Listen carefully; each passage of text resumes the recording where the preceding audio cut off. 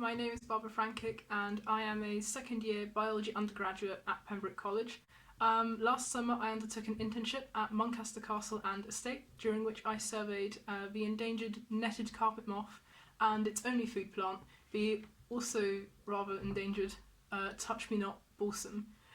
At the end of the surveys I produced a report about the population status of both the moth and the food plant on the estate, and also an action plan on how to protect both on estate grounds,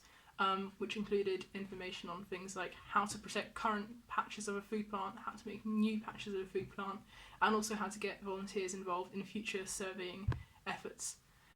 So one of the things that struck me the most about this internship was the amount of independence I was given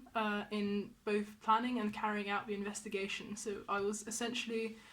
entirely in charge of a methodology I used, the kind of equipment I got, and also how the data was analysed and presented at the end. And the other thing which really stood out to me was just how friendly and willing people were to help me and advise me whilst completing this project, and that includes both the amazing staff at Muncaster Castle and Estate, but also everyone else who I contacted who had been involved with a moth before, and that included surveyors and researchers from organisations such as the National Trust and several universities, as well as, of course, the people here in Oxford who advised me on things like how to get moth traps sorted out for the project. I think my main piece of advice for anyone doing this sort of internship would be to find and talk to as many people as you can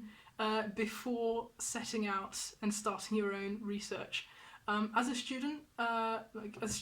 now, we're very lucky that a lot of people will be very willing to kind of share their work with us, advisors, help us, teach us about their own research. So often if you reach out to people,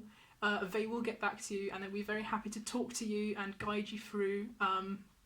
some important aspects of what they are working on. The other thing is, do a lot of reading before you leave, so you have a methodology in place before you go. This is particularly important because a lot of these sorts of things will need specialised equipment which you might need to acquire